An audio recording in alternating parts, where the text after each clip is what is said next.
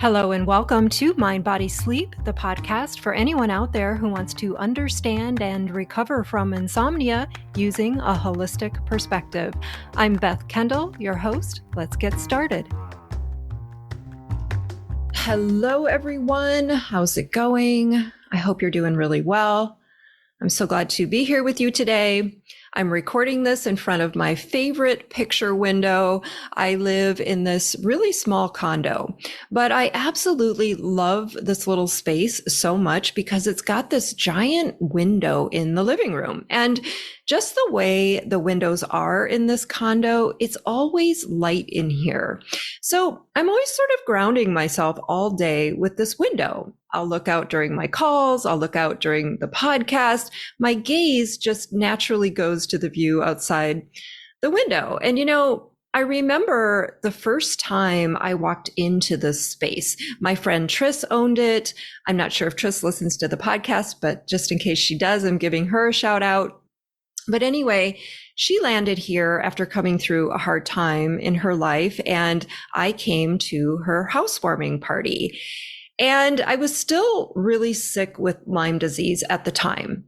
And I think back to how much effort it took just to walk up the stairs into the building and all the things I do now that I can so easily take for granted until I think back.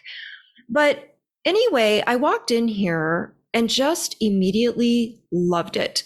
And it's not a fancy place. It's like a 1970s building with these really outdated common areas, and it's nothing special, but the feel of this layout and the feeling I had right away when I walked in was something that I took a moment to notice. And I remember thinking at the time, am I ever going to have a place that feels like home again? Because I had been renting for years, trying to get my health back and putting everything I had towards that. So anyway, in 2020, Triss decided to head out of the city and she told me she was selling. And I didn't buy it at first, but then circumstances happened just right that I ended up buying it, and I have really loved living here. I created Mind, Body, Sleep in front of this window. I recorded the curriculum in front of this window. And I don't know how much longer I'll be here because I want to move to warmer weather, but I'll always remember this window because I absolutely love it. Okay. So that was a really long story about a window, but I think the moral is to notice the simple things in life and how much joy they can bring. All right. So today we are talking about a common pattern that I see show up on the recovery path, and it's something I call the expectation effect. This effect arises from expecting something about our situation to be different from what it actually is. So what does that even look like? Well, a lot of times I'll hear my clients say something like, Beth, I understand all of this education logically, so why am I still not sleeping? Or maybe it's something like, I've been doing XYZ for a while, so insomnia should be gone by now. Or he or she got better in X amount of time, so why aren't I? Or sometimes I hear, Beth, I had a really good day today and I didn't think about sleep at all, but then I still didn't sleep. So what's going on? These are just a few of the ways that I see the expectation effect show up during insomnia. And all of these stem from some sort of acceptability threshold in the mind, right? Some sort of internal line in the sand that has been drawn around what is considered okay and acceptable and what is not. And there are a couple of things I'd like to offer on acceptability thresholds. The first one is that we all create thresholds of acceptability in some way, shape, or form based on our own lived experiences. And we do this for a bunch of things in life beyond just sleep. One person might think that making anything less than 100K a year is unacceptable. For another person, that number might be 50K. And for another, it might be a completely different number. We see this in our romantic lives as well. If he or she calls before Thursday, then this is good. But if they call on Friday, then this is very bad. With insomnia, it looks like I can go one night without sleep, but not two. Or if I don't get at least 5 hours of sleep tonight, there is no way I'll be able to function tomorrow. Acceptability thresholds are a way that we unconsciously try to gain some control over the situation, right? We naturally create parameters around what is okay and what isn't. Now, the second thing I'll offer about acceptability thresholds is that they are completely arbitrary, meaning the only importance they hold is the meaning we assign to them. So we are not beholden to these thresholds, and we can change them at any time, which is a lot of what I help people do in the mentorship. So the reason I mention the concept of acceptability thresholds is that a lot of times they can lead to the expectation effect. When we have a lot of expectations about what should be happening or what recovery should look like or what should be going on with our sleep, this can up the stakes.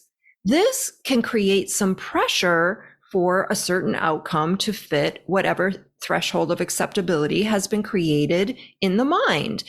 And isn't it just so interesting, all the ways we try to control life based on our perspective of what it should look like?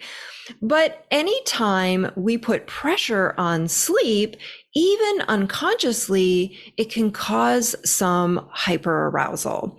And this is what keeps sleep from happening. For anyone new here, my definition of hyperarousal is simply a heightened state of alertness. When we're in a state of expectation, this can create hypervigilance and alertness around what is an inherently passive process. And then we can feel heavy and disappointed when sleep doesn't come. What we're really wanting to do with insomnia is let go of some of the pressure and show the part of the brain that has learned fear around not sleeping that things are actually okay, that nothing dangerous is occurring, and that there's no pressure. So expectations can create a lot of resistance to what is. And it's that resistance that keeps the fight or flight response activated and us in the struggle with sleep. Now, if you're recognizing certain areas around sleep that you might be doing this, again, do not blame yourself, because forming expectations is a natural tendency for all of us. We are all walking prediction machines. Sleep is just one of those things, the few things in life really, that doesn't require anything at all, because it's already a perfectly designed system. It's all the efforting around sleep that turns it into an achievement versus just a biological process. So how can we work with this? How can we meet the expectation effect? Well, the first thing is to just notice when this might be happening, because it really can be subtle. For example, maybe it's Friday night, and historically, you've always slept better on the weekends when you don't have to get up for work the next day. But then if sleep doesn't happen by a particular time, there can be some worry about that, because there was some expectation that it was going to go a certain way. So then hyperarousal ramps up. Or maybe you have a magic bullet sleeping pill that you feel like you can always count on no matter what. But then if you take it and you don't get the exact same result that you normally would, this can lead to some heightened anxiety around sleep. Now, the tendency is to think that something has gone wrong, or we're getting worse, or something is terribly broken within our brain. But it's really just some expectation beneath the surface that's ramping up hyperarousal. So, by meeting this with the pillar of self-kindness and understanding that your brain has developed some fear around not sleeping, so of course it started to impose some expectations, can help bring some safety back into the situation. And also the pillar of acceptance, right? Noticing when you might be in a state of resistance with sleep, and then dropping into just a little more acceptance that there really is nothing that you need to do or be. And I think this leads to the bigger picture of understanding, which is recognizing that we have started to put expectations on sleep, because this is the shift where sleep becomes an external goal outside ourselves versus something that just happens within ourselves. When I think about sleep now, I don't have any expectations of it either way. I'm not trying to predict it or create it or manage it. It's just something that happens without a lot of thought. Thanks for tuning in to this talk on the expectation effect. If you found the podcast helpful, please consider leaving a rating or review. Your feedback lets me know I'm on the right track, and it sends the podcast in the direction of whoever might need it. Until next time, I'm Beth Kendall, and this is the Mind, Body, Sleep podcast. See you soon. Thanks for being here today. If you love what you heard on today's episode, don't forget to hit the like button and subscribe to the podcast. And if you need more support with your sleep, join me in the Mind, Body, Sleep Mentorship. This 3-month one-on-one program will transform your relationship with sleep so you can get back to living the life that you love, free from the fear of not sleeping. Head on over to bethkendall.com for more details. I'll see you next time.